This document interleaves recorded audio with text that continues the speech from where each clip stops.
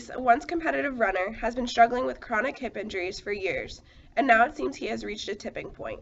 Hip replacements have become a major problem in the world. Each year, there are over 1 million replacement surgeries performed worldwide. The need for a hip replacement may be caused by rheumatoid arthritis, osteonecrosis, serious injury, or bone tumors. Over the years, there has been much debate over what material is best for hip replacements. Some concerns are that the material could cause carcinogens to be released into the blood or cause toxic effects on the body. It is also important that the material has structural properties that are able to withstand the normal stress of bone and able to resist wear within the body. This debate is relevant to our lives because as we grow older, the threat of hip replacement will increase. We may also have to help someone close to us go through such a procedure. Finding the best material for hip replacements could greatly improve the quality of life for a large number of people. Give it to me straight, Doc. Well, I got some good news and some bad news. The bad news is that you're going to need a hip replacement. The good news is that we have some good options available for you. Oh no, I knew this was coming someday, but I didn't think it'd be so soon. Don't worry, once you hear the options, I think you'll feel a lot better. Okay, Before we go through the options, let's look at the basic mechanics of a hip replacement. The traditional hip replacement consists of two components, the femoral component and the acetabular component. The femoral component is made up of the femoral stem and femoral head. The femoral stem is inserted into the femoral bone of the patient. Then the acetabular component is placed where the hip socket used to be. The femoral head fits into the acetabular component, and this mimics the traditional ball and socket joint of the hip. Chase has a multitude of options available to him, including a metal-on-metal, metal-on-plastic, and plastic-on-plastic hip replacement. When considering what material is best, its mechanical properties and effects on the body need to be taken into consideration. Specifically, the strength of the material in comparison to the bone must be considered, along with its likeliness to wear and release harmful chemicals into the bloodstream. With the metal-on-metal replacement, some of the most common metals used are steel, titanium, and chromium cobalt. These materials all provide the necessary strength to withstand the stress of the body. However, they come with the risk of releasing harmful metal ions into the bloodstream. Polymers serve as the basis for plastic-on-plastic replacements. With this material, the replacement joint may suffer from fatigue and eventual weakening of the material. The metal-on-plastic hip replacement consists of a socket made from polymers and the femoral component made from steel, titanium, or chromium cobalt. I think I'm starting to understand a little bit. Can you tell me more about the metal-on-metal option? I think I'm leaning towards that. I agree. I think the metal-on-metal option is probably the best. From my experiences, may I suggest chromium cobalt? It comes with the least amount of difficulties. Awesome, yeah. Can we talk about the details so I know what I'm getting into? When considering what material is best for hip replacements, we must look at its mechanical properties, its structure, and how it's processed. These three things combined are what make a material unique and help determine if it is best suited for your need. Let's begin by examining the basic properties of chromium cobalt. The chemical makeup of the typical chromium cobalt material is cobalt-28, chromium-6, molybdenum. This is a particular cobalt-chromium alloy that has been found to be suitable to traditional body conditions. In weight percents, cobalt accounts for 66% of the material, chromium accounts for 28%, and molybdenum accounts for 6%. Chromium is an important component of this alloy because it provides solution strengthening and is of vital importance in precipitation strengthening. Similarly, the addition of molybdenum provides additional solid solution strengthening. Therefore, these elements in combination make for a stronger structure of the alloy. It has a density of 8.5 grams per centimeter squared. Its Young's modulus is about 210 gigapascals. This describes the stiffness of the material. Since chromium cobalt has a Young's modulus of 210 gigapascals, that means that a large amount of stress can be applied to the material before deformation occurs. Chromium cobalt also has a yield strength of about 500 megapascals. The yield strength is the point at which a material permanently deforms. Having a high yield strength means that it takes a lot of stress for a material to permanently deform. It is recommended that materials for hip replacements have a yield strength of at least 500 megapascals to withstand the natural stresses of the body.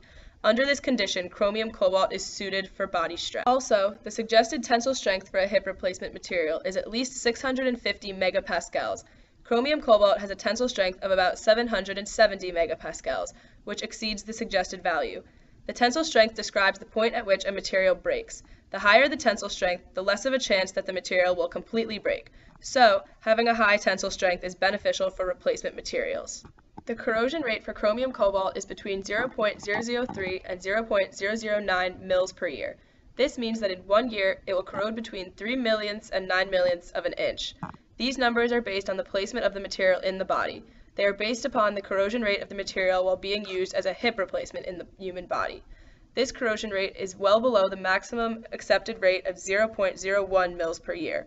Such a small corrosion rate is a beneficial property because it means that less metal ions will be released into the bloodstream, and therefore there will be a reduced risk of toxic and carcinogenic effects caused by the replacement. Also, with less corrosion, the replacement will last longer and be more stable for a longer period of time. For a long time, low corrosion rates in stainless steel made it the optimal material for replacements. However, due to its content of nickel, which can cause allergic reactions, it is not very biocompatible. For this reason, it is typically only used for temporary replacements, and chromium cobalt replacements have been substituted for long-term replacements. Corrosion resistance and fatigue of the material is very high because new production methods result in very fine-grained alloy compositions. It also has no allergenic and good elastic properties. Let's look at how chromium cobalt is processed.